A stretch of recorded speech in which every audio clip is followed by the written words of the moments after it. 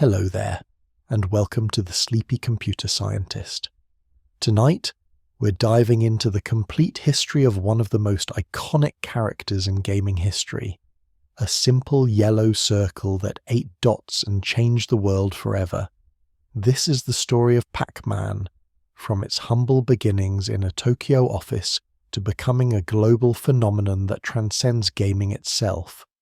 Over the next hours, we'll explore every chapter of this journey, the creative spark that led to its invention, the technical challenges overcome during development, the unexpected ways it captured hearts around the world, and how a game about eating dots became a cultural touchstone that continues to resonate decades later.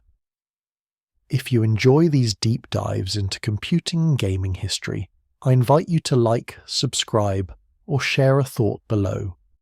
It helps other curious minds find their way here, one sleepy soul at a time. But for now, just settle in, let your breathing slow, and let's begin this journey through the maze. The world of arcade gaming in 1979 looked very different from what we know today. Dark rooms filled with glowing screens, the cacophony of electronic sounds blending into a symphony of digital noise. Most games shared a common theme: violence, combat, destruction. Space Invaders had captured imaginations with its alien warfare. Asteroids asked players to destroy everything in sight. Galaxian continued the trend of shooting and exploding. This was the landscape that dominated arcades. Young men, mostly, feeding quarters into machines to test their reflexes and aggression.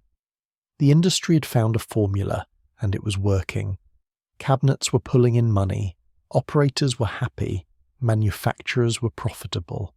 There seemed little reason to deviate from what was selling.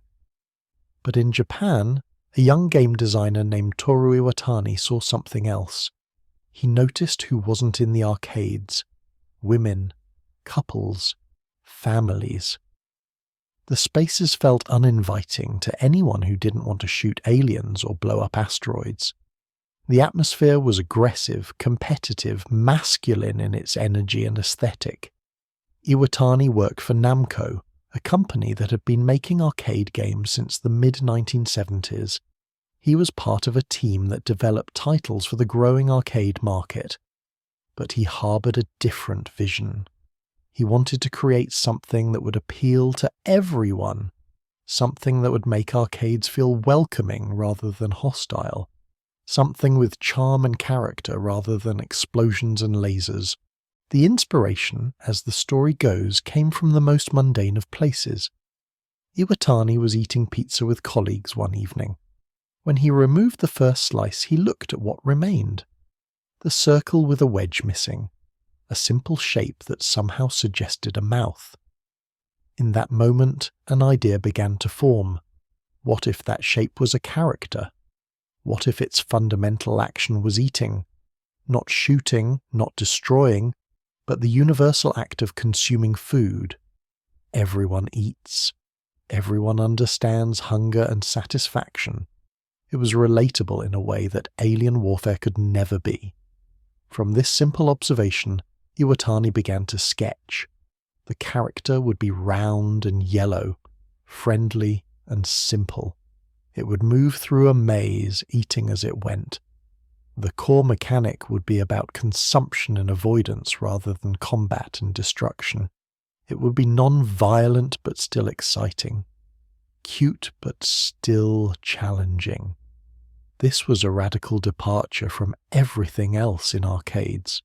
No enemies to shoot, no missiles to launch, just a hungry character navigating a maze.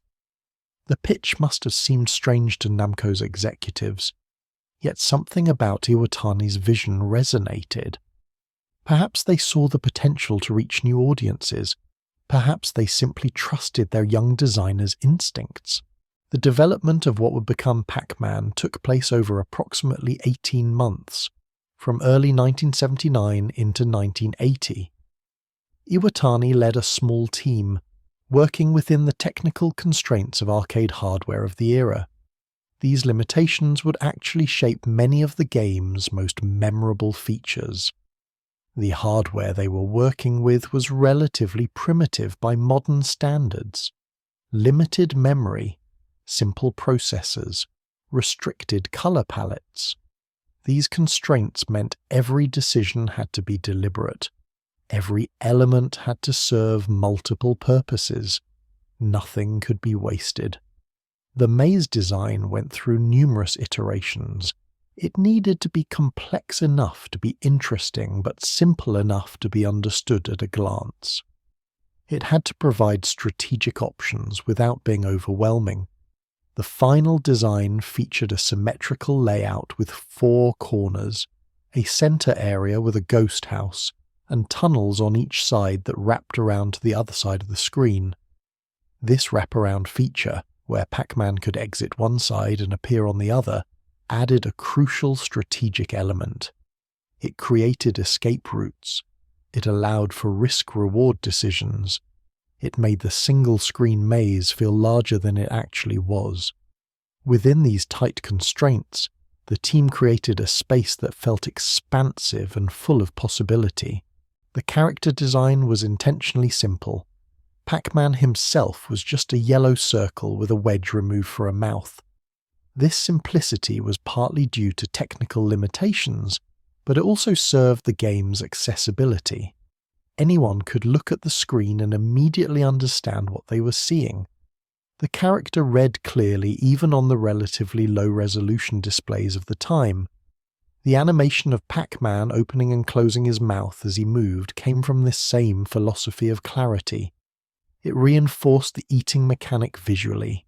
Every frame communicated what the player was doing, eating dots, moving through the maze. The animation loop was short, just a few frames, but it was enough to bring personality to what could have been a static shape. The name itself went through changes. In Japan, the game was originally called Pac-Man, derived from the Japanese onomatopoeia paku-paku, which describes the sound of a mouth opening and closing. This name perfectly captured the eating mechanic that was central to the gameplay. However, when the game was prepared for release in the United States, concerns arose about potential vandalism. Arcade cabinets with Pac-Man could easily have the P changed to an F on the marquee. To avoid this issue, the name was changed to Pac-Man for the American market. The ghosts, Pac-Man's antagonists, required more thought. They needed to be threatening but not frightening. Cute but still challenging. Each one needed personality despite being represented by simple shapes. The solution was to give each ghost a different color and a different behavior pattern. Blinky, the red ghost, was programmed to chase Pac-Man directly. His behavior is straightforward and aggressive. He follows the player's position, taking the shortest path to wherever Pac-Man currently is. This makes him dangerous in open areas but predictable in his movements. Players learn quickly that Blinky needs to be watched and avoided. Pinky, the pink ghost, was given a more sophisticated targeting system. Rather than chasing Pac-Man's current position, Pinky aims for a position 4 tiles ahead of Pac-Man in whatever direction he's currently facing. This means Pinky tries to intercept rather than pursue. She attempts to position herself in Pac-Man's path. This creates a pincer movement when combined with Blinky's direct chase. Inky, the cyan ghost, has perhaps the most complex behavior. His targeting system uses both Pac-Man's position and Blinky's position in its calculations. The algorithm looks at a point 2 tiles ahead of Pac-Man, then draws a vector from Blinky's position to that point, then doubles it.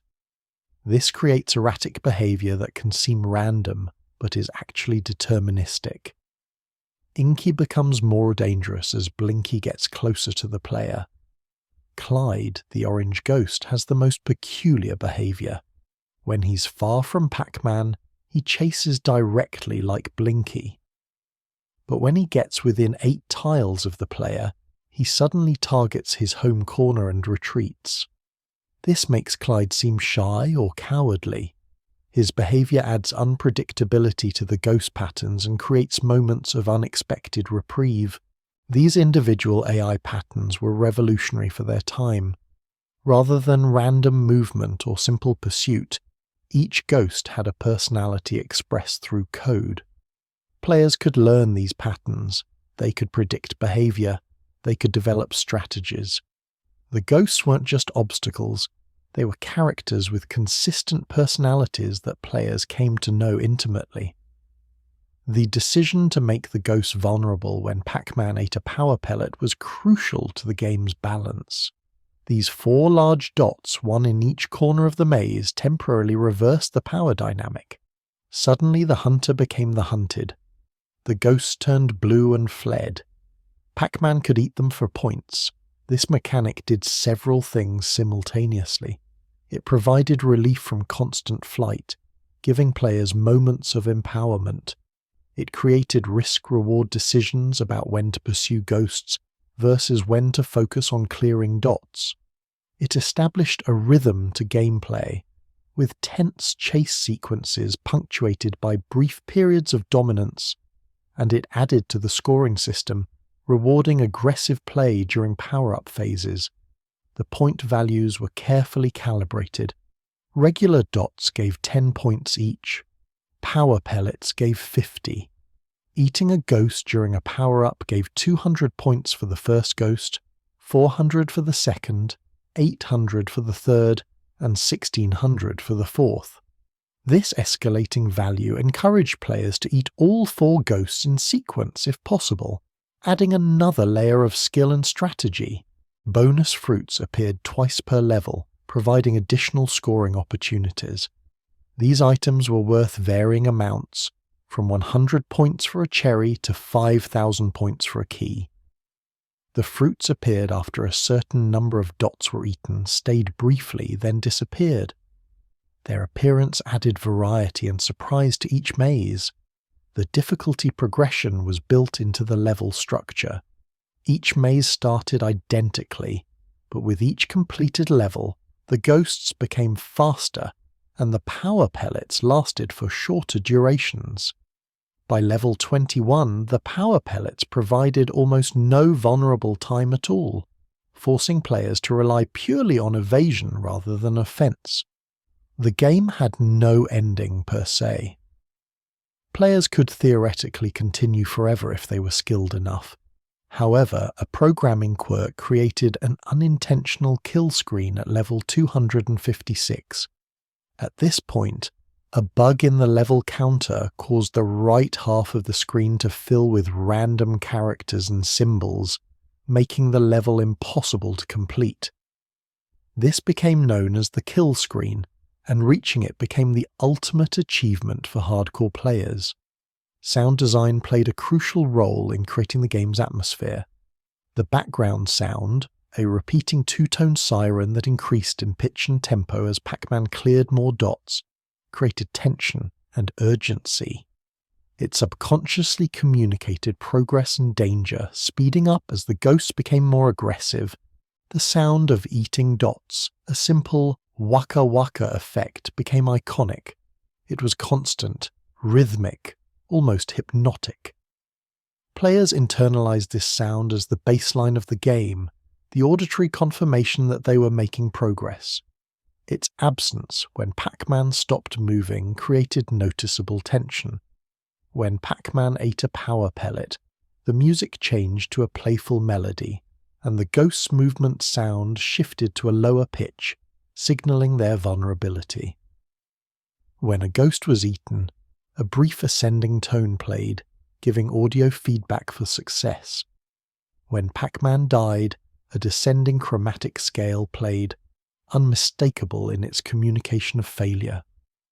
The intermissions between levels introduced brief animated cutscenes. These served no gameplay purpose but added personality and humor. In one, Blinky chases Pac-Man, but Pac-Man grows larger and chases Blinky away. In another, Blinky's costume gets caught on a nail and rips. These moments humanized the characters and gave players narrative glimpses into a world beyond the maze. The attention to these details, the personality infused into every element, set Pac-Man apart from its contemporaries. Other games were about mechanics and scoring. Pac-Man was about character and charm wrapped around solid gameplay. It had warmth, it had humor, it had style.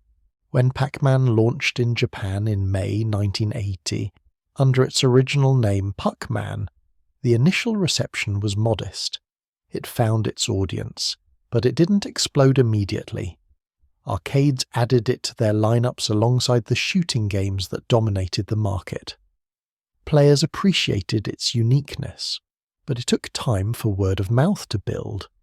The game performed well enough to justify international distribution.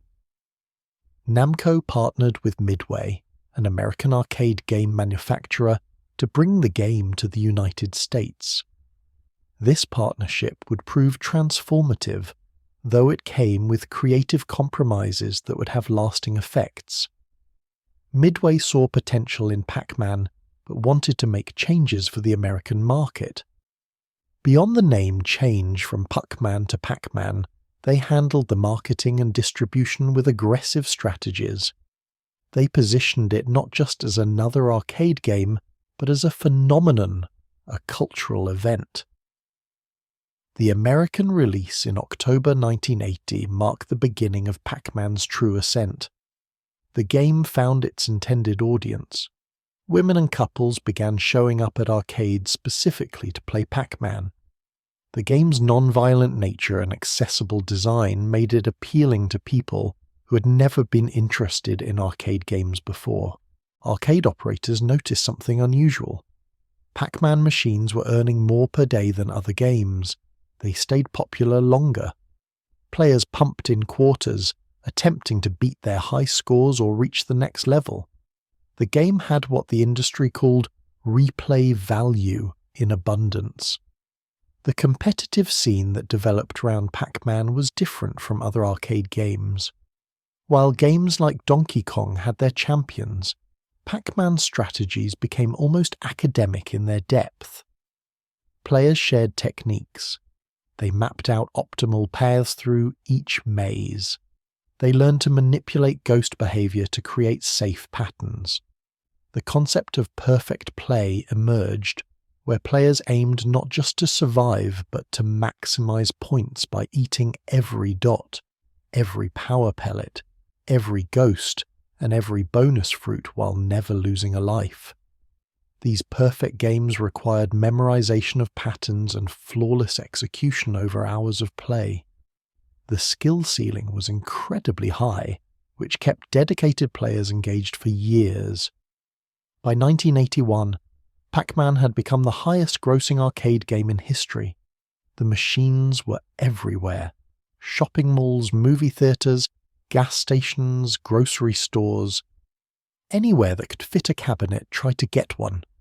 The game transcended the traditional arcade space and became part of everyday American life. The cultural impact was immediate and profound. Pac-Man became more than a game, it became a cultural icon. The simple yellow character appeared everywhere, on lunchboxes, t-shirts, Saturday morning cartoons, pop songs, board games, bedroom decor, school supplies. The merchandising was unprecedented for a video game character. Namco and Midway licensed the Pac-Man image aggressively. At the peak of Pac-Man fever in 1982, the character appeared on more than 400 different products. The licensing revenue exceeded the arcade revenue, creating a business model that would influence the entire entertainment industry. The Pac-Man animated television series, produced by Hanna-Barbera, premiered in 1982. It ran for 2 seasons and 44 episodes, bringing the characters into American homes every Saturday morning. The show gave Pac-Man a family, a home, and adventures beyond eating dots. It introduced Pac-Man's wife, Pac-Baby, and various relatives, expanding the character's world far beyond what existed in the game. Buckner and Garcia released the song Pac-Man Fever in 1981, which climbed to number 9 on the Billboard Hot 100 chart. The song's lyrics referenced gameplay elements and captured the obsessive quality that players felt. It became an anthem for the arcade generation, cementing Pac-Man's place in popular culture beyond gaming. The game's influence extended into language itself. Pac-Man became a verb, describing the act of consuming or eating something quickly. The character's image became shorthand for video games in general. News reports about the growing arcade industry almost always featured Pac-Man footage or imagery, even when discussing other games. Psychological studies examined why Pac-Man was so addictive. Researchers noted the game's perfect balance of challenge and reward. The clear goal of each level, the immediate feedback of the score counter, the rhythm created by the sound design, the dopamine release from successful ghost hunting. All these elements combine to create what modern game designers call a flow state. The game's accessibility played a crucial role in its success. Unlike games that required precise timing or complex controls, Pac-Man needed only a joystick with 4 directions. The rules were intuitive. Eat dots, avoid ghosts, eat power pellets to turn the tables. Anyone could understand it in seconds, but mastering it took dedication and skill. This low barrier to entry but high skill ceiling created a perfect storm for popularity. Casual players could enjoy a game or two. Dedicated players could spend hours perfecting their craft. The game accommodated both audiences without compromising either experience. The social aspect also mattered.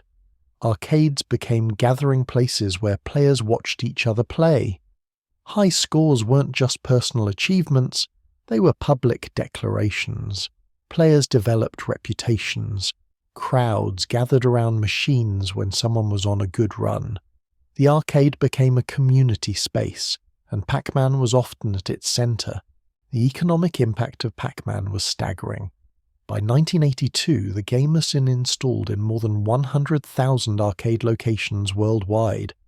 It was generating an estimated $1 billion in quarters per year, equivalent to several billion in today's currency. For context, the highest-grossing film of 1982, E.T. the Extraterrestrial, made around $700 million during its entire theatrical run. This revenue inspired countless imitators. Game companies rushed to create Pac-Man-style maze games, hoping to capture a fraction of its success. Some, like Konami's Ladybug or Stern's Amidar, found modest success. Most were forgotten quickly. What they lacked was the subtle genius of Pac-Man's design, the way every element worked together to create something greater than the sum of its parts. The unauthorized sequels and modifications created legal headaches. Because arcade boards could be modified relatively easily, operators and small manufacturers created their own versions. These ranged from simple speed increases to complete reimaginings of the game with new mazes and mechanics. Namco and Midway fought legal battles to protect their intellectual property, with mixed success. The most significant of these unauthorized modifications was Ms. Pac-Man. Though its story is complex enough to deserve detailed exploration, what began as an unauthorized modification called Crazy Otto would become, with Midway's involvement and eventual Namco approval, the most successful sequel in the franchise. Ms. Pac-Man emerged from a company called General Computer Corporation, which had previously created enhancement kits for other arcade games. They developed Crazy Otto as a modification for Pac-Man cabinets, featuring a character with legs, a bow, and different maze layouts. The game was an improvement in many ways, with more varied gameplay and refined mechanics. Midway, which had a sometimes tense relationship with Namco, saw potential in Crazy Otto. Rather than allowing another unauthorized clone to proliferate, Midway acquired the rights and reworked it into an official sequel. They rebranded the character as Ms. Pac-Man, Pac-Man's female counterpart, and released it in 1982. Ms. Pac-Man addressed many of the original game's shortcomings. The Ghost AI was modified to include more randomness, making patterns harder to memorize and forcing players to react dynamically. The game included 4 different maze layouts that alternated every few levels, adding visual variety and requiring players to adjust their strategies. The bonus fruits moved around the maze instead of remaining stationary, adding an additional challenge to collecting them. The intermissions were expanded with brief romantic narrative scenes, showing Ms. Pac-Man and Pac-Man meeting, dating, and eventually having a baby. These cutscenes gave the characters a story arc across the game. The changes made Ms. Pac-Man more replayable than the original. The increased randomness meant perfect patterns were impossible, so every game felt fresh. The multiple mazes prevented the monotony that could set in after playing the same layout hundreds of times. Many players, including professional competitors, came to prefer Ms. Pac-Man over the original. The game's success was immediate. Ms. Pac-Man machines earned even more than original Pac-Man cabinets in many locations. The female character resonated with audiences, particularly women who saw themselves represented in an arcade game for the first time. The game became a phenomenon in its own right, eventually selling more than 115,000 arcade units. From a legal and creative standpoint, Ms. Pac-Man's success created complications. Namco had not initiated the game's development, yet it became arguably more popular than their original creation. The relationship between Namco and Midway grew strained, with disputes over licensing and creative control. These tensions would affect how the Pac-Man franchise developed in subsequent years. Other sequels followed with varying degrees of success. Super Pac-Man, released in 1982 by Namco, introduced new mechanics including the ability to become giant and eat through barriers. The game added locked doors that required keys, changing the maze navigation significantly. While interesting, it strayed far enough from the original formula that many players found it less appealing.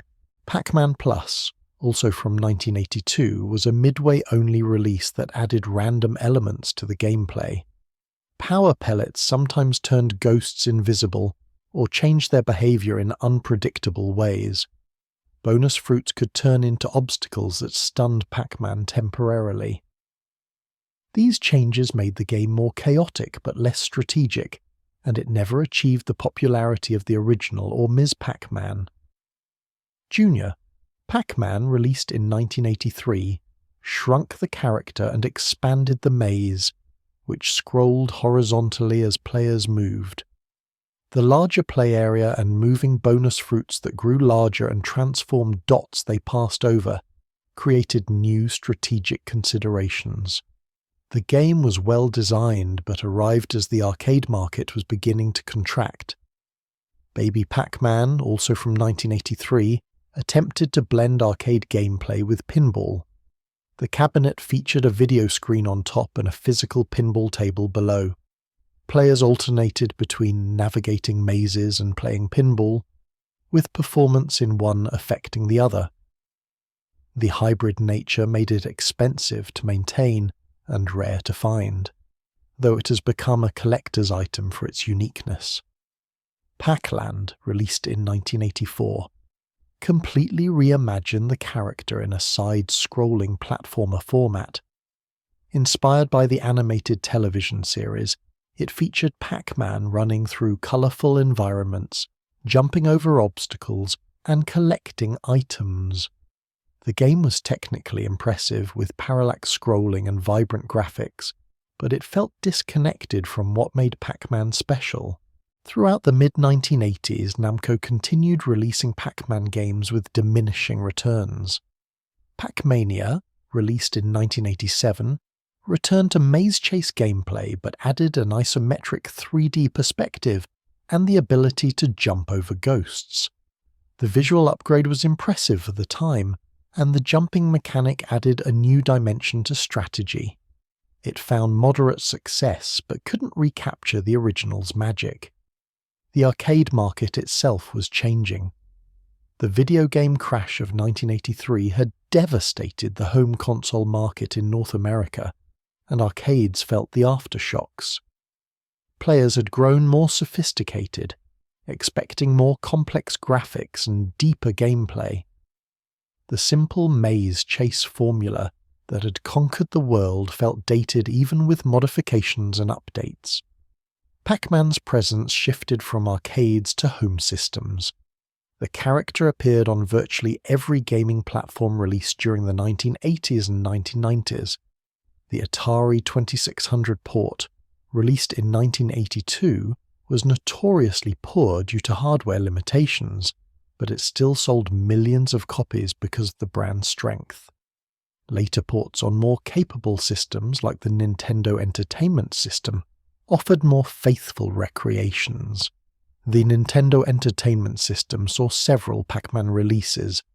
Pac-Man, Miss Pac-Man, and Pac-Mania were ported with varying degrees of accuracy. The system's capabilities allowed for arcade-perfect gameplay, bringing the authentic experience into living rooms. These ports kept the franchise alive during the late 1980s when arcade popularity waned.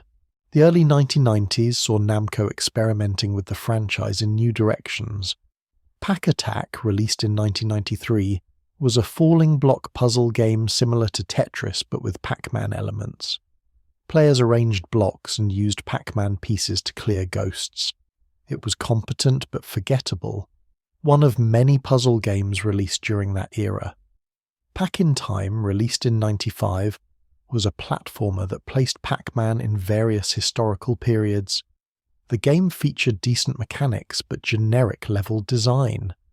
It felt like a licensed game built around an existing engine, rather than something crafted specifically for the character. Critics and players largely ignored it.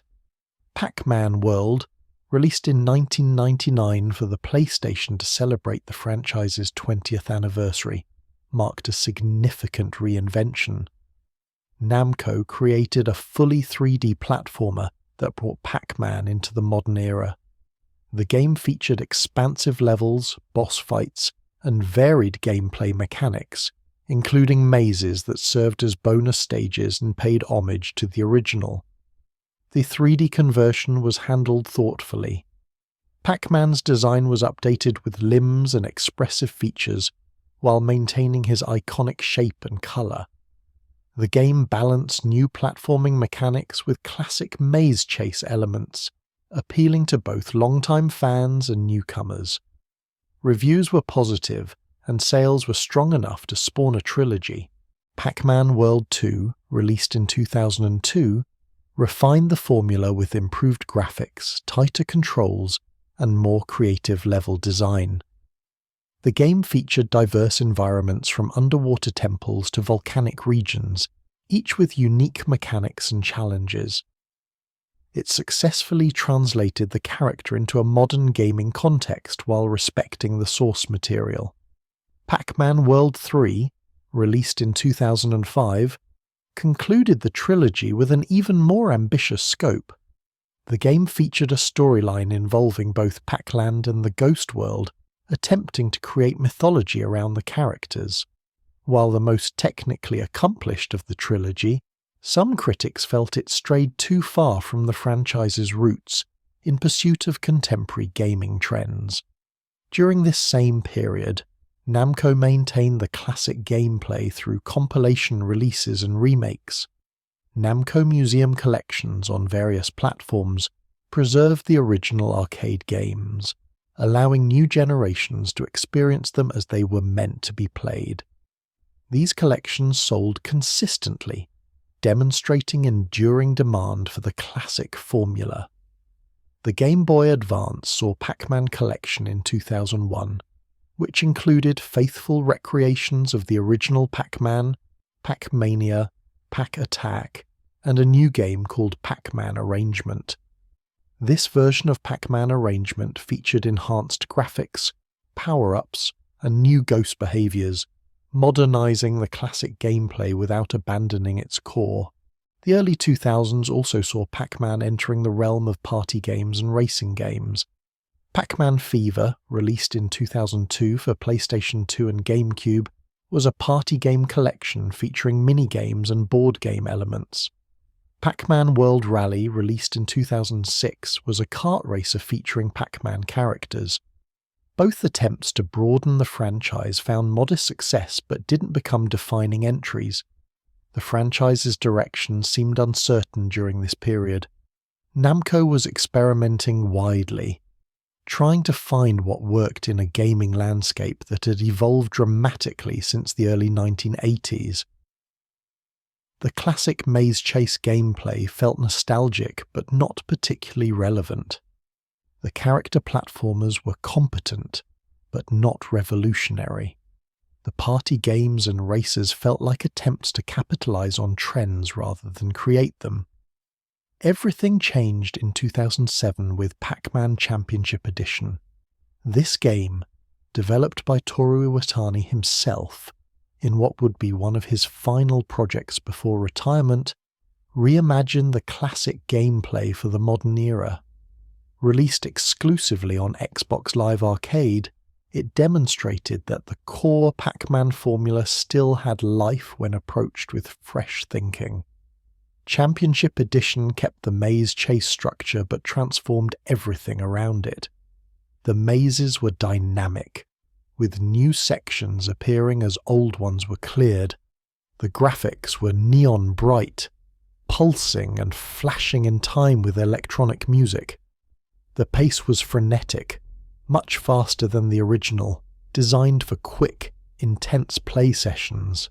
The game featured multiple modes and time limits rather than endless play, accommodating modern gaming habits.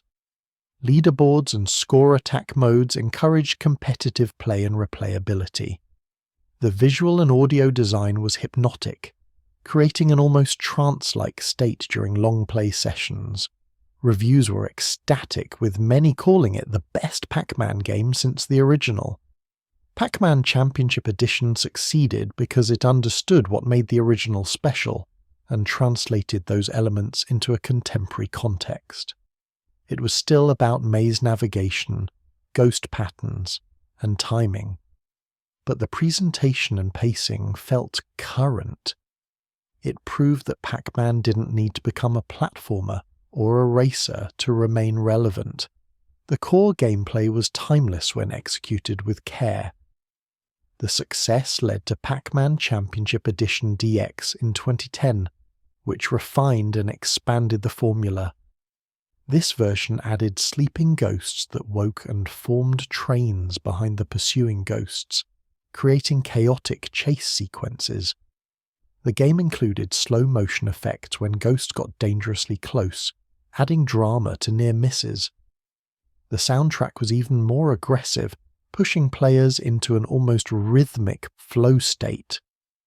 Championship Edition DX was both more accessible and more challenging than its predecessor.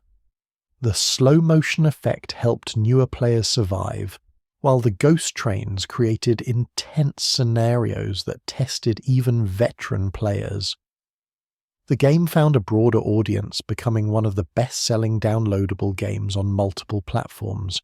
Pac-Man 256, released in 2015 by Hipster Whale, and 3 Sprockets in partnership with Namco, took inspiration from the original game's kill screen. The game was an endless runner interpretation, where players moved through an infinite maze while the kill screen's glitched graphics slowly consumed the play area from below. Power-ups added variety, and the mobile-first design made it perfect for quick play sessions. The free-to-play mobile version became hugely successful, introducing Pac-Man to yet another generation. The game's design philosophy, like Championship Edition before it, was to respect the core while adapting presentation and pacing for modern players and platforms. It showed that Pac-Man could work in the mobile gaming space without compromising what made it special. Pac-Man Championship Edition 2, released in 2016, continued evolving the formula with even more dynamic maze layouts and refined mechanics. The ghost trains became central to the gameplay, with strategies revolving around managing and exploiting these long chains of ghosts. The 3D perspective and visual effects were stunning, creating an almost overwhelming sensory experience. While critically acclaimed, Championship Edition 2 received mixed reactions from hardcore fans. Some felt the changes strayed too far from what made the first Championship Edition special. The addition of mechanics like bombs and the changes to how ghost collision worked felt, to some players, like concessions to accessibility that diminished the purity of the experience. The competitive Pac-Man scene has existed since the game's arcade heyday, but it evolved significantly with the advent of streaming and modern competitive gaming. The Twin Galaxies scoreboard, which tracked high scores for decades, became the centre of intense competition. Players like Billy Mitchell and Chris Era became famous for their Pac-Man achievements. The quest for a perfect Pac-Man game, achieving the maximum possible score of 3,130 points, became a legendary challenge. This requires eating every dot, every power pellet, every ghost, and every bonus fruit across all 255 playable levels without losing a single life. The first verified perfect game was achieved by Billy Mitchell in 1999, though he claimed to have done it earlier. The technique, developed and refined over years by the community, involved memorizing exact patterns for each maze and executing them flawlessly for hours. A perfect game takes approximately 6 hours to complete, requiring intense concentration and physical endurance. Any single mistake at any point means the run is no longer perfect, forcing players to start over. Multiple players have since achieved perfect games, with some completing multiple perfects in their careers. The competitive focus shifted from whether perfection was possible to how quickly it could be achieved and how consistently players could perform under pressure.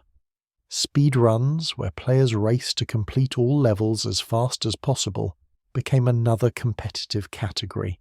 The competitive scene received renewed attention through the 2007 documentary The King of Kong, A Fistful of Quarters, which dramatized the competition between Billy Mitchell and Steve Wiebe for the Donkey Kong world record. While primarily about Donkey Kong, the film featured Pac-Man prominently and introduced competitive classic gaming to a mainstream audience. Modern streaming platforms like Twitch have kept competitive Pac-Man alive. Players stream their attempts at perfect games, high scores, and various challenges. The ability to watch live attempts and interact with players has created a community around classic arcade gaming that didn't exist in previous eras. Viewership for major attempts can reach thousands of concurrent watchers. The technical analysis of Pac-Man's code has reached extraordinary levels of depth. Players and programmers have reverse-engineered every aspect of the Ghost AI, understanding exactly how each decision is made. Frame-perfect timing strategies exploit tiny windows in the game's logic. The level of understanding would likely surprise even the original developers, who created intuitive behaviors without necessarily planning for this degree of analysis. The patterns developed for perfect play have names and histories. The 9th key pattern and other named strategies represent accumulated wisdom from decades of play. These patterns are shared through videos, written guides, and community discussion. New players can learn from veterans, shortening the path to high-level play. This knowledge transfer has created a tradition of mastery passed down through generations of players. Beyond competitive play, Pac-Man has become a subject of academic study. Computer science courses use the Ghost AI as an example of simple but effective game artificial intelligence. The elegance of giving each ghost a distinct personality through minimal code illustrates fundamental programming concepts. Students implement Pac-Man-style AI in various languages as learning exercises. Game design courses analyze Pac-Man's difficulty curve, feedback systems, and accessibility. The game demonstrates principles that remain relevant decades later. Clear goals, immediate feedback, balanced challenge, and intuitive controls form the foundation of good game design. Pac-Man exhibits all of these, which explains its enduring appeal. Psychologists have studied Pac-Man's addictive qualities and its appeal across demographics. The game's non-violent nature, combined with its competence-building loop, creates a positive play experience that triggers reward centers without the stress of more aggressive games. Research into why women players were attracted to Pac-Man in the 1980s has informed discussions about inclusive game design. Cultural studies examine Pac-Man as a phenomenon that transcended its medium. The character became a symbol of 1980s pop culture, appearing in everything from advertising to fine art. The simple yellow circle became instantly recognizable globally, achieving a level of cultural penetration that few fictional characters of any kind reach. The influence of Pac-Man on subsequent game design cannot be overstated. The maze chase genre it created spawned countless imitators and variations. Games from Bomberman to Snake drew inspiration from Pac-Man's spatial reasoning challenges. The concept of power-ups that temporarily reverse power dynamics became a standard game mechanic across genres. Character-driven game design, where a game's identity comes from its protagonist rather than just its mechanics, was pioneered by Pac-Man.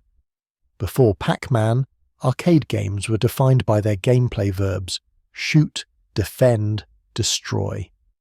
Pac-Man was defined by its character. You played as Pac-Man, a being with personality. This shift influenced how developers approached game design going forward.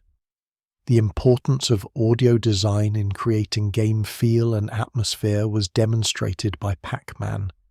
The integration of sound effects with gameplay, where audio provides constant feedback about player actions and game state, became standard practice. The memorable musical stings and effects showed that sound was as important as visuals in creating an immersive experience. Pac-Man proved that games didn't need to be violent to be exciting. This opened the door for developers to explore other themes and mechanics. The massive success of a non-violent game demonstrated that the market was larger and more diverse than the industry had assumed. This realization helped gaming grow from a niche hobby to a mainstream entertainment medium. The merchandising success of Pac-Man created a template that the entire entertainment industry adopted. The idea that characters from games, films, or television shows could generate more revenue through licensing than through their original medium transformed how intellectual property was valued and developed. Every modern media franchise owes something to the model Pac-Man established. Pac-Man's cultural impact extended into unexpected areas. The characters appeared in contemporary art installations and museum exhibitions exploring digital culture. Artists have used Pac-Man imagery to comment on consumption, popular culture, and nostalgia. The simple shapes and bright colours translate well to various artistic media, from street art to sculpture. Fashion designers have repeatedly drawn inspiration from Pac-Man's aesthetic. The character and ghosts have appeared on clothing from high-end runway collections to streetwear brands. The bold primary colours and simple geometric shapes fit naturally into fashion's visual language. Collaborations between Namco and fashion brands have produced limited edition collections that sell out quickly. The music industry's relationship with Pac-Man extended beyond Pac-Man fever. Electronic musicians have sampled the game's sounds in tracks. Chiptune artists have created elaborate compositions using the limited sound palette of the original hardware. The game's audio has become part of the vocabulary of electronic music, instantly recognizable to multiple generations. Pac-Man's presence in popular media had been constant since the 1980s. Beyond the original animated series, the character has appeared in commercials, music videos, television cameos, and films. The 2015 film Pixels featured Pac-Man as one of several classic game characters, bringing the character to a new theatrical audience, though the film's quality was debated. Recent years have seen Pac-Man as a recurring character in various animated series and specials. A new animated series, Pac-Man and the Ghostly Adventures, ran from 2013 to 2015, presenting a completely reimagined version of the character with a detailed mythology and expanded cast. While different from the original, it introduced Pac-Man to a new generation of children. Pac-Man's inclusion in the Super Smash Bros. Series, starting with Super Smash Bros. For Nintendo 3DS and Wii U in 2014, brought the character into one of gaming's most prestigious crossover franchises. The character's moveset incorporated elements from across Pac-Man's history, from pellet eating to various power-ups from different games. His stage featured the classic maze layout, complete with ghosts and pellets. This inclusion in Smash Bros. Was significant because it represented Nintendo, Pac-Man's original competitor, officially recognizing the character's importance to gaming history. Pac-Man stood alongside Mario, Link, and other industry icons as a playable fighter. For many younger players, Smash Bros. Was their introduction to classic Pac-Man. The mobile gaming revolution has kept Pac-Man consistently available on the most ubiquitous gaming platforms, smartphones. Pac-Man ports and new variations have appeared on iOS and Android since the platform's inception. The simple controls translate perfectly to touch screens, and the quick gameplay sessions fit mobile gaming habits. Pac-Man 256's success on mobile proved the franchise could thrive in free-to-play environments. The game balanced monetization with player-friendly design, offering a complete experience while providing optional purchases. This demonstrated that classic franchises could adapt to modern business models without compromising their core appeal. Google's playable Pac-Man Google Doodle in 2010, celebrating the game's 30th anniversary, became one of the most popular doodles ever created. The fully functional game embedded in Google's homepage was played by millions of people worldwide.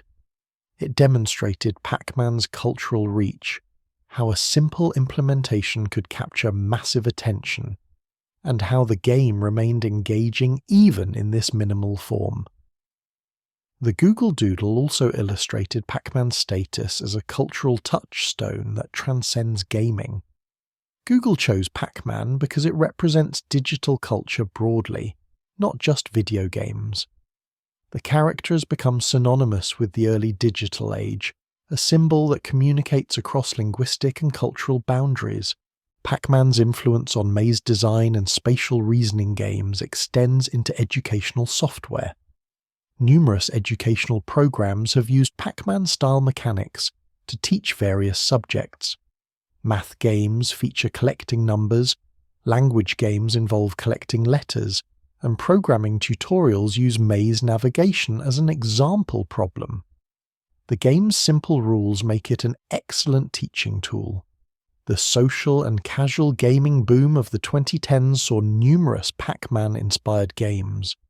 Titles on Facebook and mobile platforms borrowed the basic maze chase concept, adding social features like competing with friends' scores or collaborative gameplay. While few achieved lasting success, they demonstrated the continued viability of Pac-Man's core mechanics. Virtual reality has provided new opportunities to experience Pac-Man. various VR implementations have placed players inside the maze from first-person perspectives or allowed them to play the classic game in virtual arcade spaces. These experiments explore how classic 2D gameplay translates to immersive 3D environments with varying degrees of success. Augmented reality experiments have brought Pac-Man into physical spaces. Mobile apps have allowed players to create mazes in their homes or neighborhoods, with the game played through their phone screens overlaying the real world. These implementations play with Pac-Man's relationship to space and movement in novel ways. The preservation of Pac-Man and its cultural legacy has become a focus for gaming historians and archivists. Original arcade cabinets are sought by collectors and museums. Organizations like the Strong National Museum of Play and the Smithsonian have acquired Pac-Man machines for their permanent collections, recognizing the game's historical significance. The source code and design documents from the original development have been studied and preserved. While Namco has been protective of their intellectual property, enough information has been documented through reverse engineering and authorized releases that future generations will be able to understand exactly how the game was created and why it worked so well.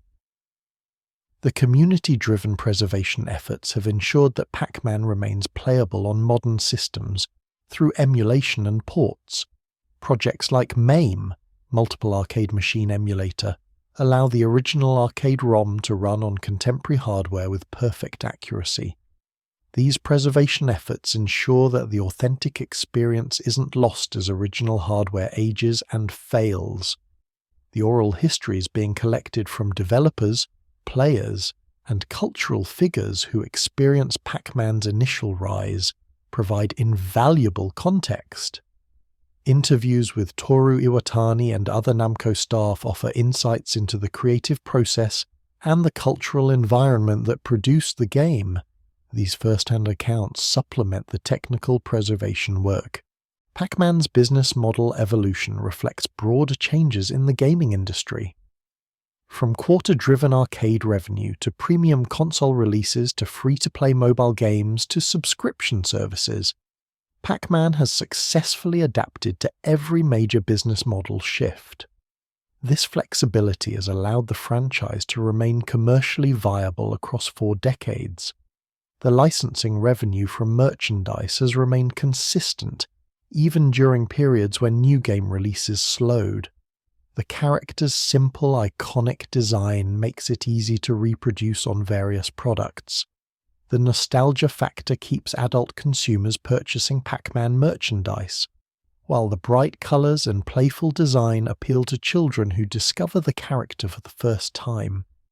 Namco Bandai's management of the franchise has been generally conservative, protecting the brand's reputation while exploring new opportunities carefully. Major new releases are infrequent but tend to be high quality. This approach has prevented the brand dilution that affects some long-running franchises, maintaining Pac-Man's status as a premium character. The franchise has benefited from Namco's willingness to collaborate with other companies and creators. The partnerships that produced Ms. Pac-Man, Championship Edition, and Pac-Man 256 brought fresh perspectives while maintaining respect for the source material. This openness to collaboration has kept the franchise innovative. Looking at Pac-Man's position in contemporary gaming culture, the character occupies a unique space. It's simultaneously retro nostalgia and active franchise. Older players remember Pac-Man from their youth, while younger players encounter it through new releases, merchandise, and cultural references. This multi-generational appeal is rare and valuable. The character's simplicity continues to be a strength. In an era of hyper-detailed graphics and complex character designs, Pac-Man's basic shape remains instantly recognizable and easily reproduced. The design works at any scale, from tiny mobile screens to massive billboards. Its simplicity is timeless in a way that more detailed designs cannot match. The gameplay's accessibility ensures that Pac-Man can always find an audience. While some classic games feel dated or difficult for modern players, Pac-Man's rules remain intuitive. Anyone can pick up a controller and understand what to do within seconds. This low barrier to entry, combined with a high skill ceiling, creates broad appeal. The franchise's influence on game design continues to ripple through the industry. When developers create maze games, chase mechanics, or AI opponents with distinct behaviors, they're often building on foundations Pac-Man established. The game's design patterns have become part of the standard toolkit of game development. Pac-Man's cultural significance extends beyond entertainment. The character represents a specific moment in technological and cultural history when digital entertainment moved from niche hobby to mainstream phenomenon. Pac-Man was at the forefront of this transition, serving as many people's introduction to video gaming and digital interactivity. The social aspect of Pac-Man's arcade era created communities and shared experiences that shaped a generation.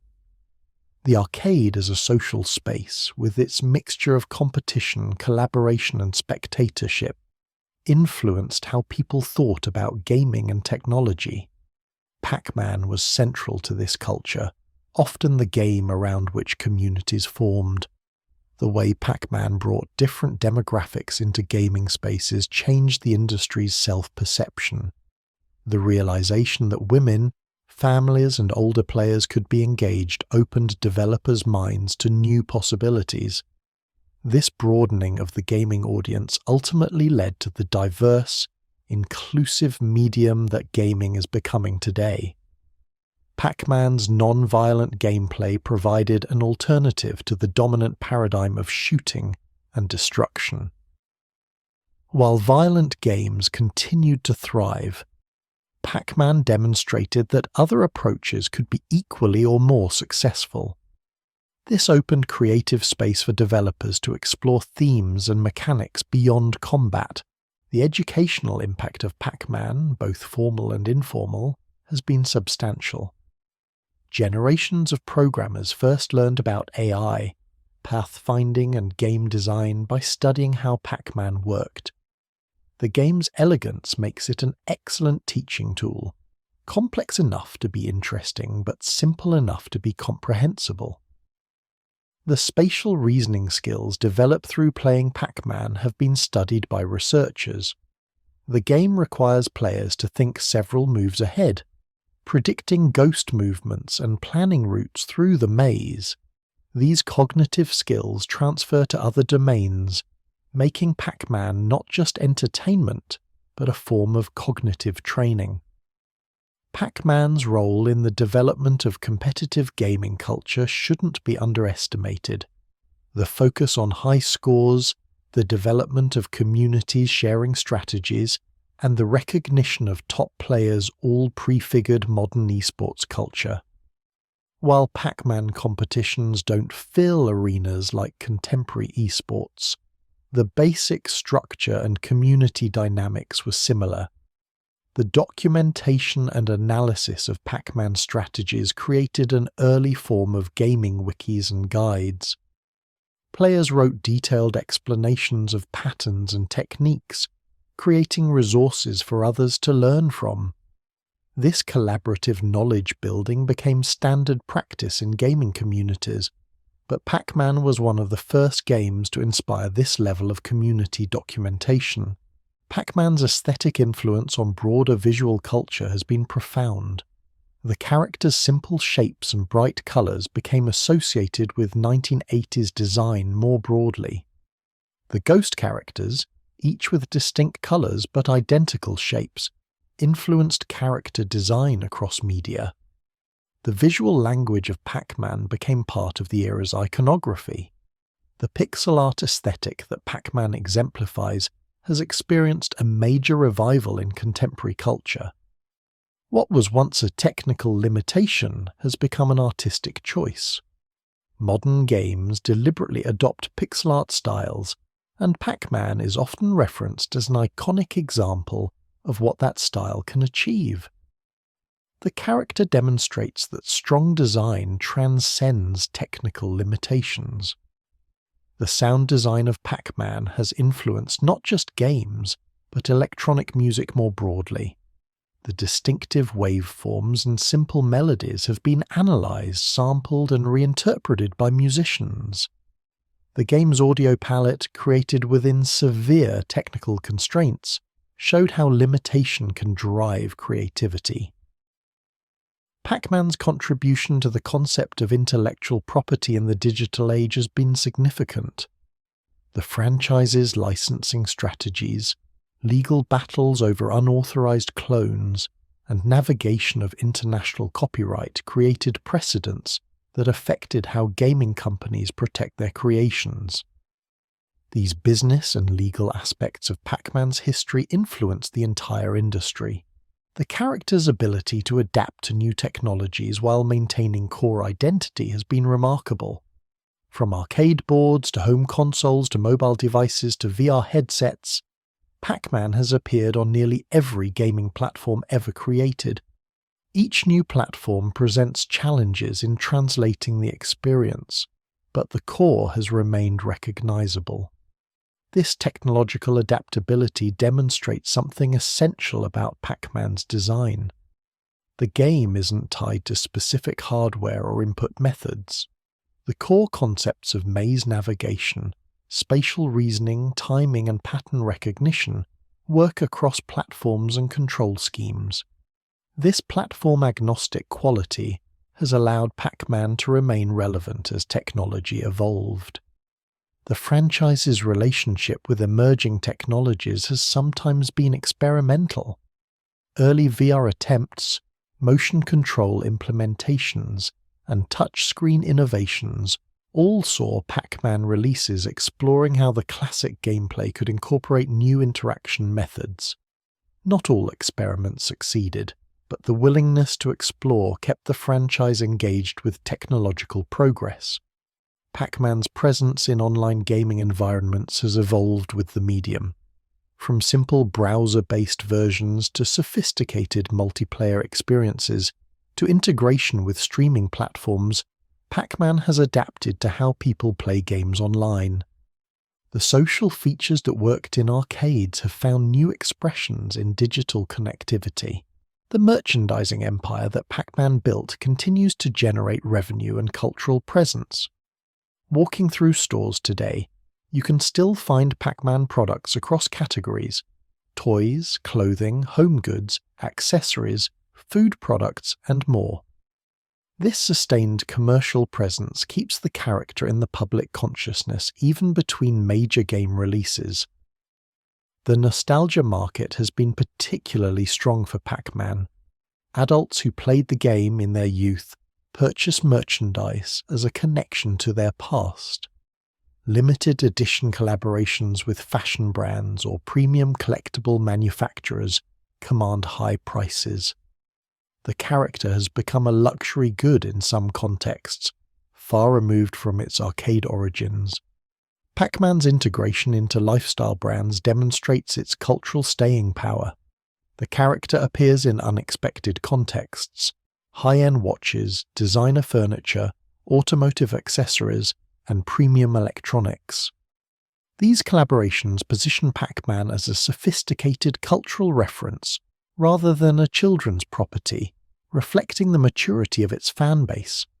The continued creation of new Pac-Man merchandise ensures that each generation discovers the character through physical objects as well as games. Children who receive Pac-Man toys or clothing learn about the character's visual language before they necessarily play the games. This creates a pipeline of awareness that supports the franchise's longevity.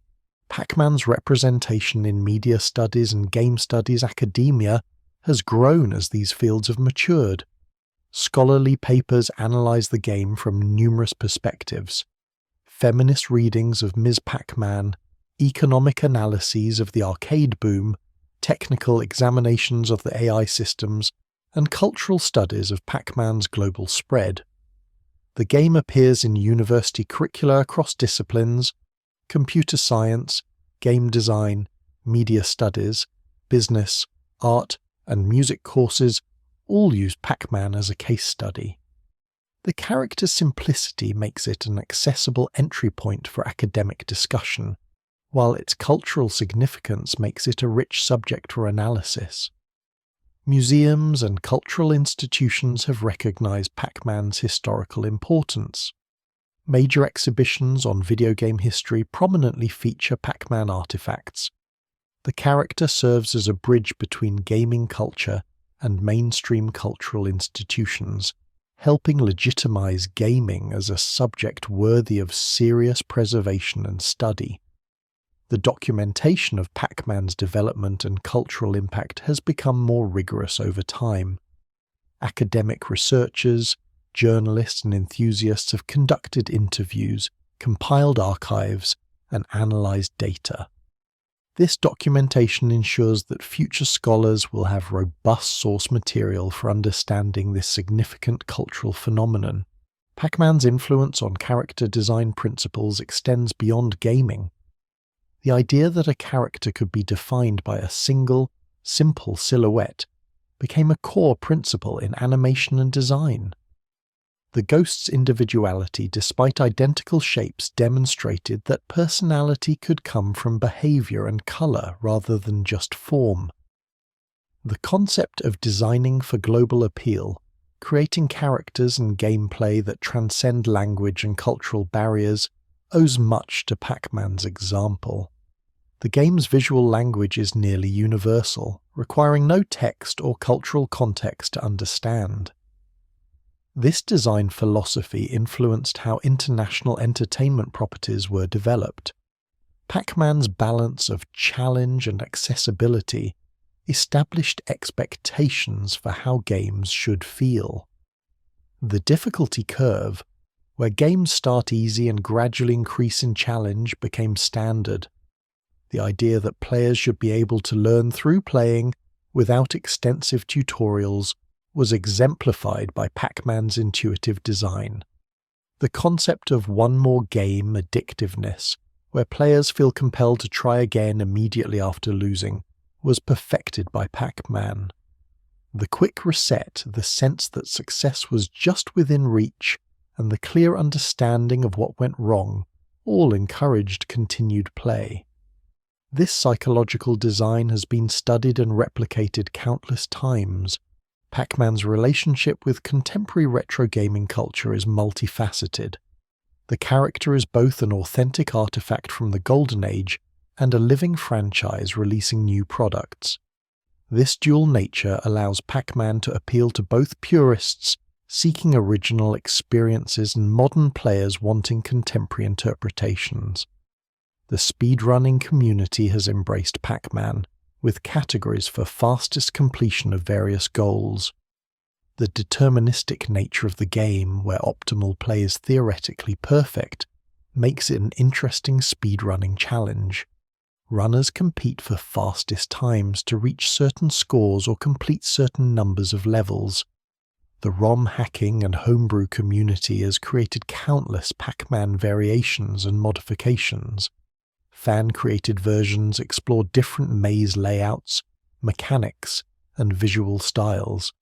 This community creativity keeps the game fresh and demonstrates its flexibility as a platform for creativity. Pac-Man's presence in retro gaming collections and compilations has been constant. Every major Greatest Hits or Classic Games collection includes Pac-Man.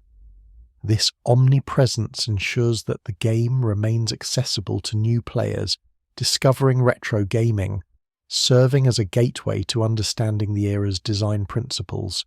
The character's appearance in crossover games and unexpected collaborations continues to surprise. From appearing in Minecraft as character skins to being featured in advertising campaigns for products completely unrelated to gaming, Pac-Man's versatility as a cultural icon allows for creative partnerships that extend the brand's reach. Pac-Man's role in demonstrating the artistry of game design has been significant. The game is studied not just as entertainment, but as a carefully crafted work of interactive art. The elegance of its systems, the thoughtfulness of its feedback mechanisms, and the personality infused into its minimal elements showcase game design as a creative discipline. The economic impact of Pac-Man extended beyond arcade revenue. The game supported entire industries: cabinet manufacturers, component suppliers, location operators, merchandise producers, and more. The economic ecosystem that developed around Pac-Man was substantial, employing thousands and generating billions in economic activity. The employment opportunities created by Pac-Man's success helped legitimize video gaming as a career path. Seeing the financial success of Pac-Man's developers and the opportunities in arcade operations, merchandise, and related industries encouraged people to pursue gaming careers. This helped build the human infrastructure that would support the industry's continued growth. Pac-Man's influence on how companies think about intellectual property and brand management has been lasting. The franchise demonstrated that characters from games could have value independent of their original context. This realization changed how gaming companies approach development, thinking beyond individual products to building sustainable brands. The legal precedents set by Pac-Man-related lawsuits affected how the gaming industry handles licensing, clones, and intellectual property protection. The battles between Namco, Midway, and various unauthorized clone manufacturers established principles that still guide legal strategies in the gaming industry. Pac-Man's globalization demonstrated that gaming could be a truly international medium. The game's success in Japan, North America, Europe, and beyond showed that well-designed games could transcend cultural differences. This encouraged developers to think globally from the start, designing with international audiences in mind. The localization strategies developed for Pac-Man, minimal though they were, influenced how games were adapted for different markets. The name change from Pac-Man to Pac-Man, the tweaks to marketing materials, and the regional variations in merchandising all represented early attempts at cultural localization in gaming. Pac-Man's relationship with technological innovation has been ongoing. The game has been used to demonstrate new technologies, from early home computers to modern AI systems. Google used Pac-Man patterns to train neural networks, demonstrating machine learning concepts. The game's clear rules make it an excellent testbed for artificial intelligence research. The accessibility features that modern Pac-Man releases include reflect evolved understanding of inclusive design, options for adjusting difficulty, visual assistance features, and alternative control schemes make the game playable by people with various abilities.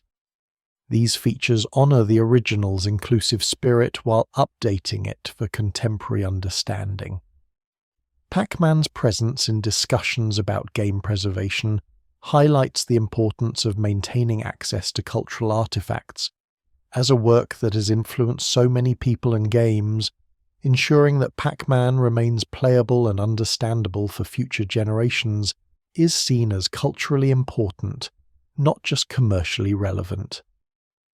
The character's appearance in educational contexts beyond gaming has been notable.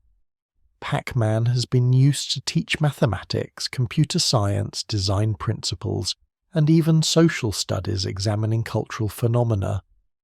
The character's clarity and recognizability make it an effective teaching tool across subjects. Pac-Man's contribution to establishing video games as a legitimate form of entertainment cannot be overstated. Before Pac-Man, video games were seen by many as a novelty or a passing fad. The game's massive success, broad appeal, and cultural penetration helped establish that digital games were a permanent and significant part of entertainment landscape. The multi-generational nature of Pac-Man's fanbase creates interesting dynamics. Grandparents who played the original arcade game can share that experience with grandchildren playing modern versions.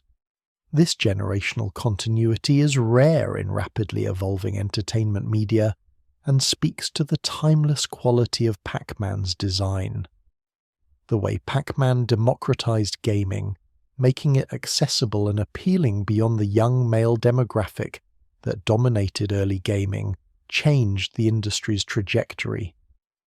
The realization that gaming could appeal to everyone led to the diverse, inclusive medium we see developing today, with games for every interest and demographic.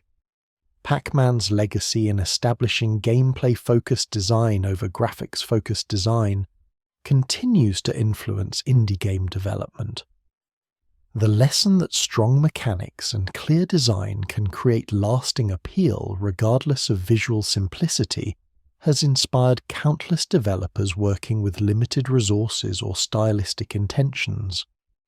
The character represents a specific moment when technology became personal and playful, rather than industrial and serious.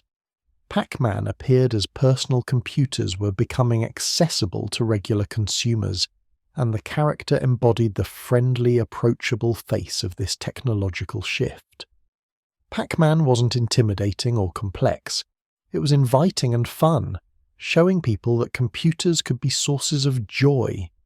The role Pac-Man played in establishing arcades as legitimate businesses rather than disreputable spaces was significant.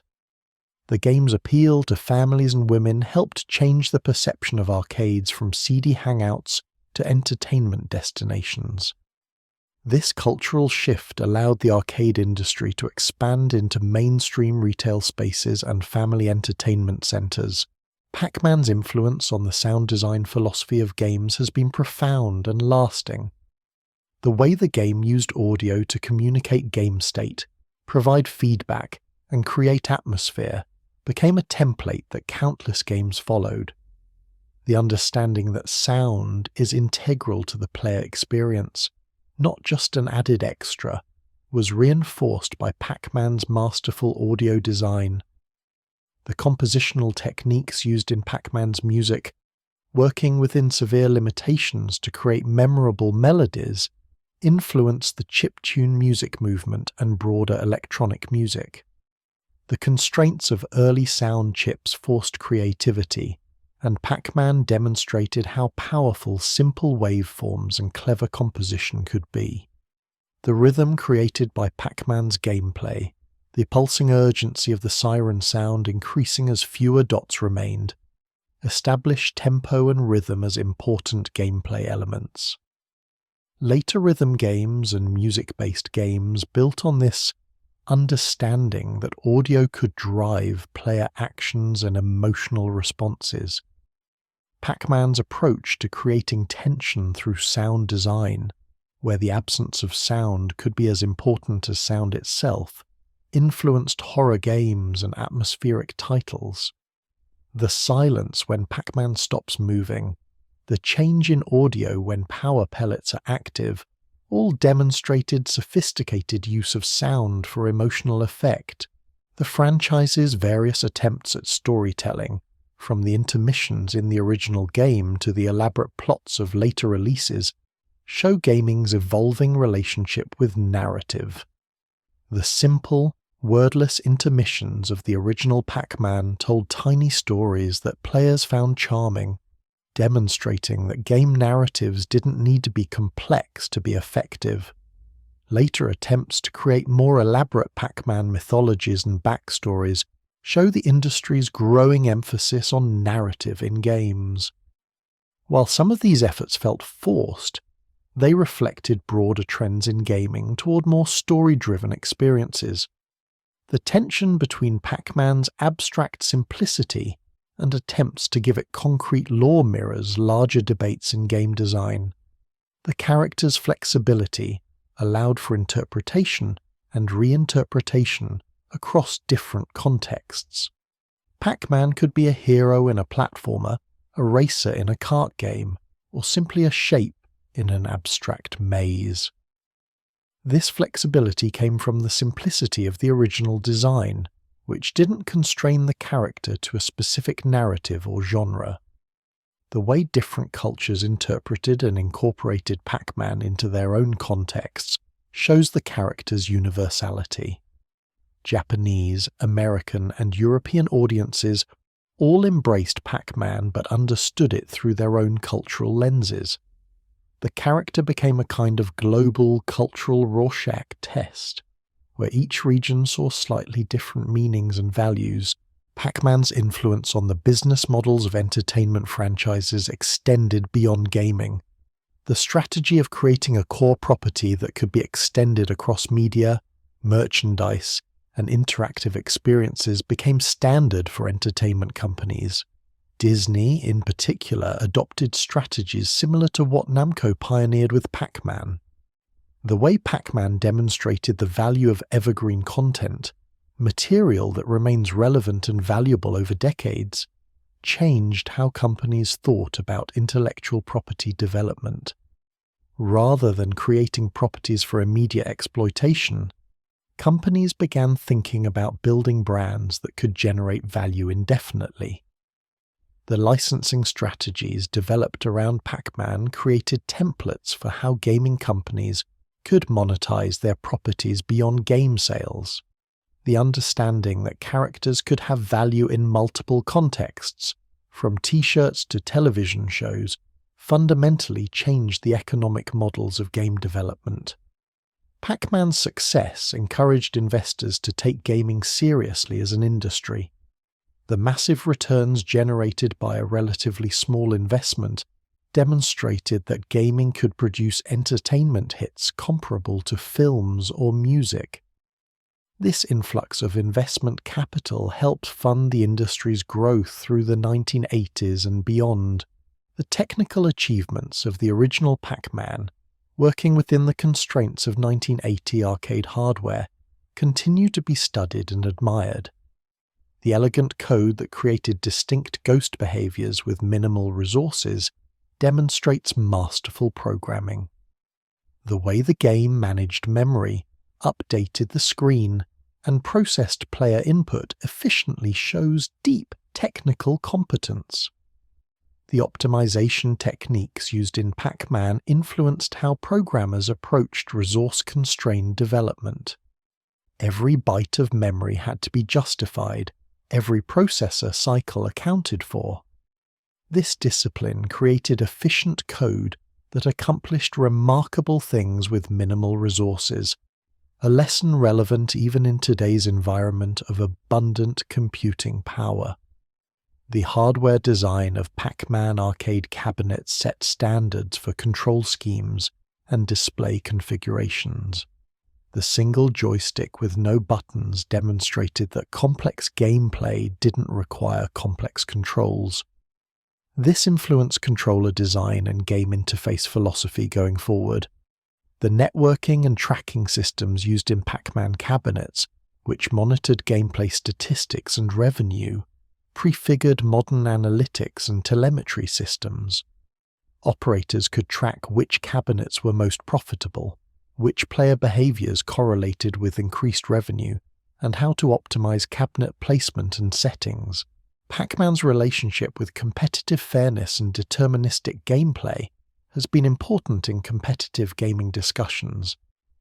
Because Pac-Man's AI is deterministic rather than random, optimal play is theoretically possible. This makes it a pure skill game where better players will consistently outperform weaker ones, a quality valued in competitive contexts. The debate between deterministic and random game design often references Pac-Man versus Miss Pac-Man, where the added randomness of Miss Pac-Man made perfect play impossible, but increased replay variety. This tension between predictability and variety remains central to game design discussions.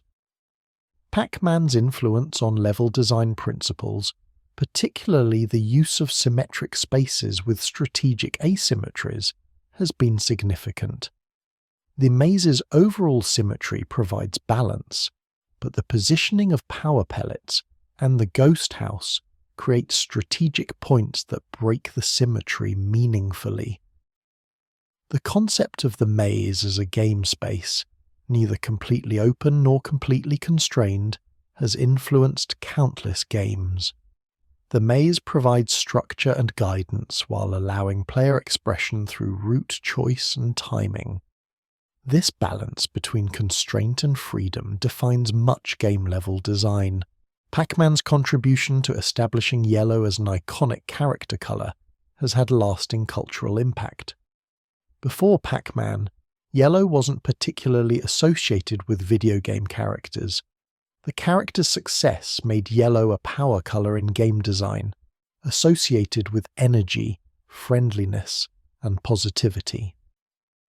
The Ghost character's colour coding, using colour as the primary means of differentiation, influenced how games communicate information to players.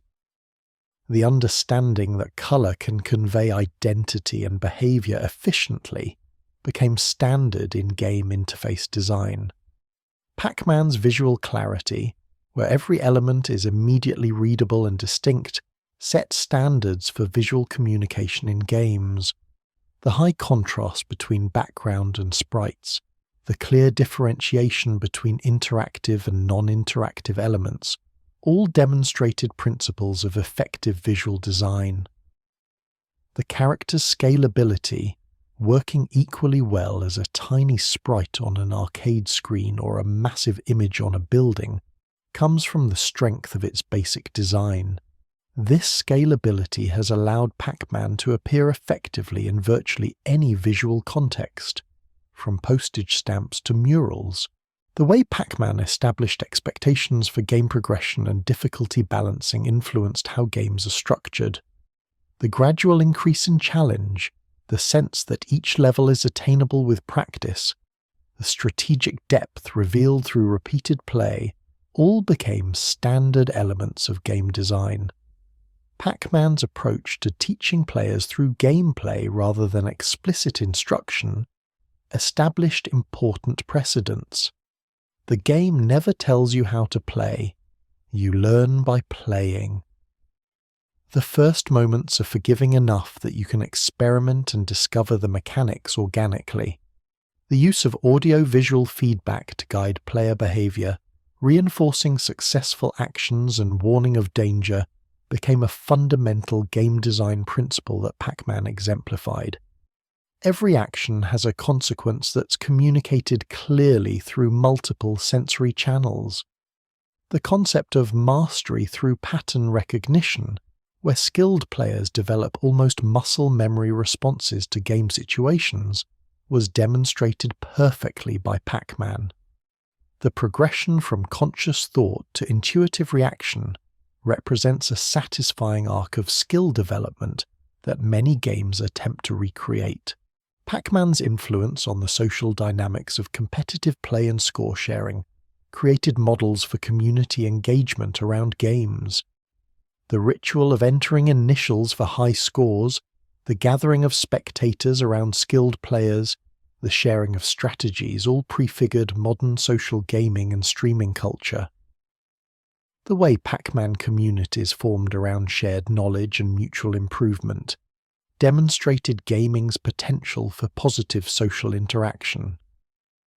Players weren't just competing, they were collectively pushing the boundaries of what was possible, sharing discoveries and celebrating achievements together. The documentation of Pac-Man strategies and patterns created early examples of gaming wikis and knowledge bases. The collaborative nature of this documentation, with players building on each other's discoveries, established traditions of community-driven gaming knowledge that continue today. Pac-Man's role in establishing gaming as a spectator activity, where watching skilled play could be as engaging as playing yourself, prefigured esports and game streaming. The crowds that gathered around exceptional Pac-Man players demonstrated that gaming could be performance art, not just personal entertainment. The character's various reinventions and reimaginings across decades demonstrate both consistency and flexibility.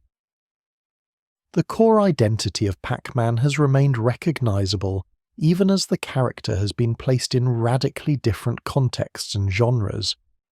This balance is difficult to achieve and speaks to the strength of the original concept. The failures and missteps in Pac-Man's history, from poorly received sequels to misguided spin-offs, are as instructive as the successes. They demonstrate that even strong brands can falter when they lose sight of what made them special originally. The franchise's ability to recover from these missteps shows resilience and learning. The way Pac-Man has been used as a case study in branding, marketing, and franchise management provides lessons for creators and businesses across industries. The character's journey from game mechanic to cultural icon illustrates principles of brand building that apply far beyond gaming. Pac-Man's presence in discussions about art and entertainment legitimacy has been significant. As gaming has fought for recognition as a legitimate art form, Pac-Man has often been cited as an example of game design excellence and cultural significance, comparable to works in more established artistic media. The character's appearance in fine art contexts, from pop art pieces to contemporary installations, demonstrates gaming's increasing acceptance in art world circles. Pac-Man's simple, iconic imagery translates well to artistic interpretation, allowing artists to comment on consumption, nostalgia, technology, and culture through this familiar symbol. The way Pac-Man has been used in advertising and commercial contexts shows its power as a cultural shorthand. Advertisers use Pac-Man imagery to communicate concepts of consumption, pursuit, nostalgia, or gaming generally, confident that audiences will understand the reference. Pac-Man's influence on graphic design and iconography extends beyond gaming. The bold, simple shapes and bright colors have influenced logo design, interface design, and visual communication broadly.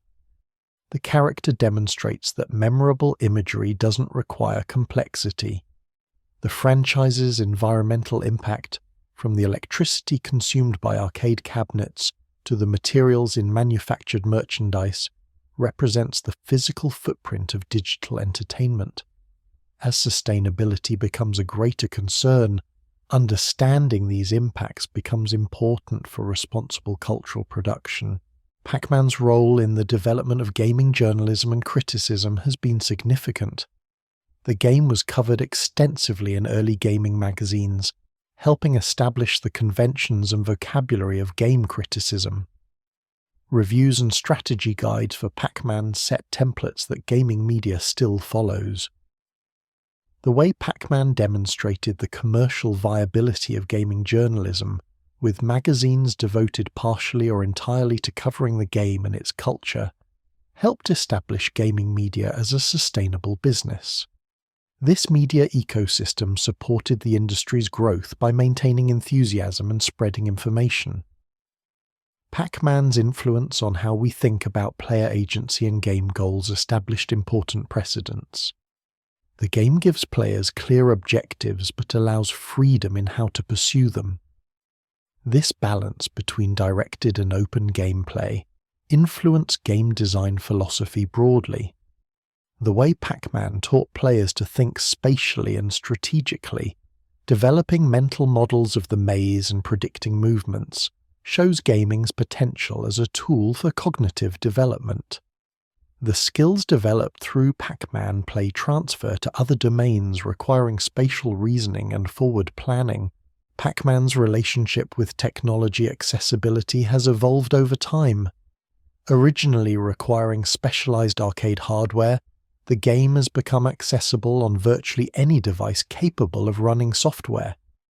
This increasing accessibility has democratized access to this cultural touchstone, allowing anyone to experience the game regardless of economic means.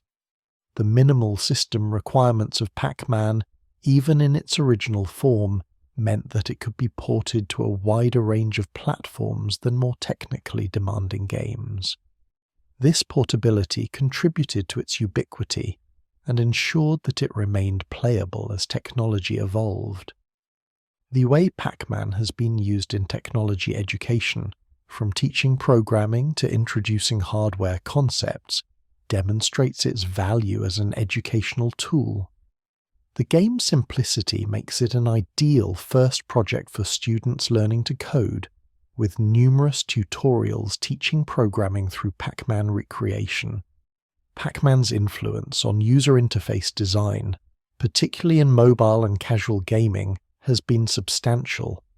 The one-finger control scheme, clear visual feedback, and immediate responsiveness set standards for touch-based gaming interfaces. The character's presence in virtual museums and digital preservation efforts ensures that future generations will be able to experience and study Pac-Man. Digital archives maintain playable versions, development documents, and cultural artifacts related to the game, preserving this important piece of cultural history. Pac-Man's role in establishing precedents for digital rights management and software licensing affected how the industry handles intellectual property. The challenges of preventing unauthorized copying and managing legal distribution in an easily copyable digital medium influenced DRM strategies broadly. The way Pac-Man has been used in cross-cultural studies, examining how different societies interpret and value gaming, demonstrates the character's utility as a research tool. The game's global reach makes it useful for comparative cultural analysis. Pac-Man's contribution to establishing gaming conventions and player expectations created a shared language among players and developers. Terms and concepts pioneered or popularized by Pac-Man became standard vocabulary in gaming discourse. The franchise's various anniversaries and celebrations have become gaming industry events. The 30th anniversary in 2010, marked by special releases, events, and the Google Doodle, demonstrated Pac-Man's enduring cultural relevance. The 40th anniversary in 2020, despite occurring during a pandemic, still generated significant attention and celebration. These milestone celebrations serve multiple purposes: honoring the game's history, introducing it to new audiences, and reinforcing its cultural significance. They create opportunities for reflection on how gaming has evolved while celebrating what remains timeless about Pac-Man's design. The way different generations experience these celebrations reveals changing relationships with gaming history. For older players, they're nostalgic reminders of youth. For younger players, they're introductions to gaming heritage. For the industry, they're opportunities to demonstrate respect for its history. Pac-Man's influence on how gaming companies approach legacy content and back catalogue has been significant. The success of Pac-Man re-releases and compilations demonstrated that classic games could continue generating revenue decades after their original release, encouraging preservation and re-release of older titles. The character's malleability, allowing for countless variations and reinterpretations while remaining recognizable, demonstrates exceptional design.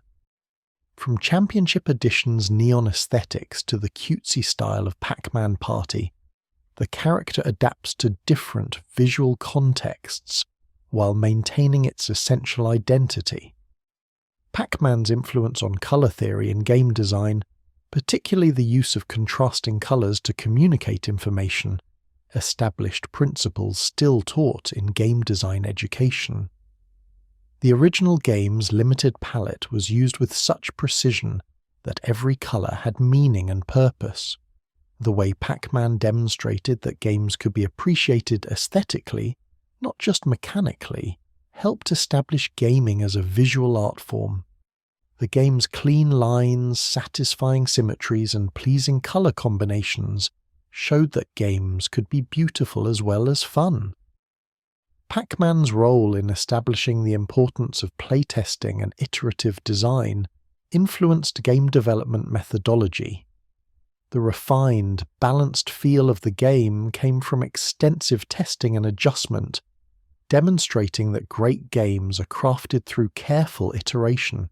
The franchise's various marketing campaigns over the decades demonstrate evolving advertising strategies in gaming. From the aggressive Pac-Man fever marketing of the early 1980s to modern social media campaigns, Pac-Man marketing has adapted to contemporary communication channels while maintaining brand consistency. Pac-Man's use in corporate partnerships and cross-promotions has generated substantial revenue while keeping the brand visible. Collaborations with food companies, retailers, and other entertainment properties have introduced Pac-Man to audiences who might not encounter it through gaming alone. The way Pac-Man merchandise has evolved from simple licensed products to premium collectibles reflects changing consumer relationships with gaming culture. Limited edition Pac-Man items command high prices in collector markets, demonstrating the brand's enduring value. Pac-Man's influence on how gaming companies think about brand extension and franchise management established models that the entire industry adopted. The understanding that characters could anchor multi-decade franchises across media changed how companies approached intellectual property development. The character's role in demonstrating gaming's potential for universal appeal, transcending age, gender, culture, and gaming experience, helped establish gaming as a mainstream entertainment medium. Pac-Man proved that games didn't have to cater to narrow demographics to be successful. Pac-Man's influence on establishing emotional design in games, where gameplay creates feeling as well as challenge, has been profound. The satisfaction of clearing a maze, the panic of being chased, the triumph of eating ghosts all demonstrate game's emotional palette. The way Pac-Man taught the industry about the importance of player feedback and game feel set standards for responsive, satisfying game controls. The immediate response to joystick input and the clear consequences of actions created a tight gameplay loop that felt great to play. Pac-Man's demonstration that simple rules could create emergent complexity influenced game design philosophy. The interactions between player movement, ghost AI, power pellets, and maze layout created situations that were unpredictable despite deterministic systems. The franchise's relationship with technological obsolescence and preservation shows gaming's challenges in maintaining access to its history.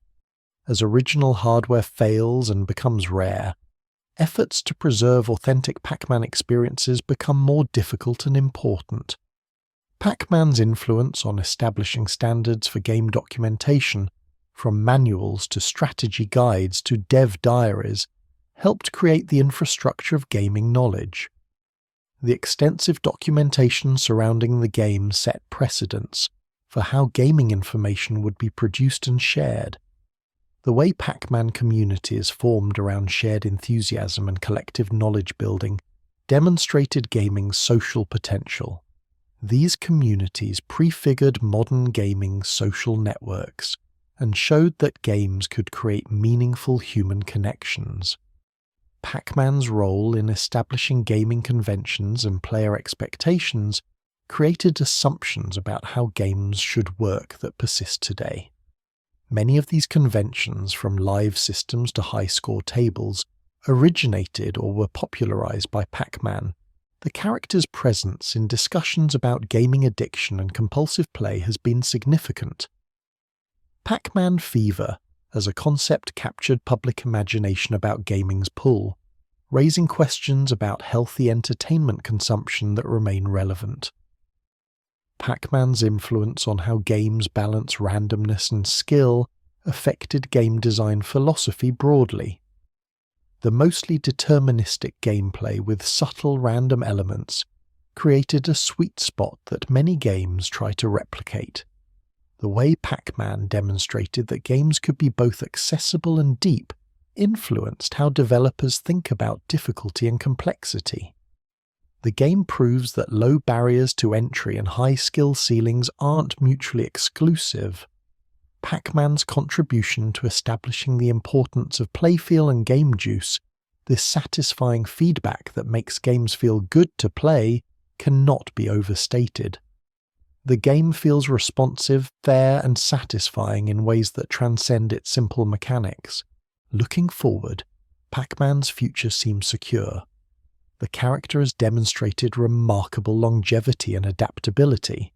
New releases continue to find audiences, whether reimagining the classic gameplay or exploring new genres. The brand's strength suggests it will remain active indefinitely. The potential for Pac-Man in emerging technologies like cloud gaming, augmented reality, and artificial intelligence seems substantial. Each new platform presents opportunities to reinterpret the classic formula for contemporary contexts. The character's role in gaming's cultural memory ensures its preservation and continued relevance. As long as people study and appreciate gaming history, Pac-Man will hold a central place in that narrative. The ongoing creation of new Pac-Man experiences by both Namco and the fan community suggests that the character will continue evolving. Each generation adds its own interpretations, keeping the franchise vital and relevant. Pac-Man represents something fundamental about play, about the joy of movement through space, about the satisfaction of completion and achievement. These basic pleasures transcend technology and culture, which explains the character's enduring appeal. The story of Pac-Man is ultimately a story about how creativity, craft, and commercial success can align. Toru Iwatani set out to create something that would make arcades more welcoming, and in doing so created an icon that would transcend its medium. From that first pizza-inspired sketch to global phenomenon to cultural institution, Pac-Man's journey reflects gaming's own evolution. The character's been there for every major shift in the industry, adapting and enduring. The simple yellow circle that eats dots has become something larger than itself. It's a symbol of an era, a testament to great design, and a reminder that the best ideas are often the simplest ones, executed brilliantly. As we close this journey through Pac-Man's history, we've travelled from Tokyo in 1979 to the present day, through arcades and living rooms, across continents and generations. We've seen how a young designer's simple observation created something that would change entertainment forever. Pac-Man's story continues. New players discover the game every day. The maze never truly ends, it just loops back around, ready for another chase, another power pellet, another perfect game just out of reach. The lesson of Pac-Man isn't just about game design or business strategy or cultural impact, though it touches on all of these. It's about the power of ideas executed with care and passion to resonate across time and space. Thank you for spending this time with me, exploring the complete history of Pac-Man. If you enjoyed this journey through gaming history, please like, subscribe, and share your thoughts in the comments. It helps other curious minds find these stories. But for now, let your eyes grow heavy. Let the soft glow of those arcade screens fade into memory. Let the waka waka sounds become a gentle rhythm carrying you toward rest. The maze will still be there when you wake, waiting patiently, as it always has. Sleep well, and may your dreams be filled with endless mazes, glowing pellets, and ghosts that never quite catch you. Good night.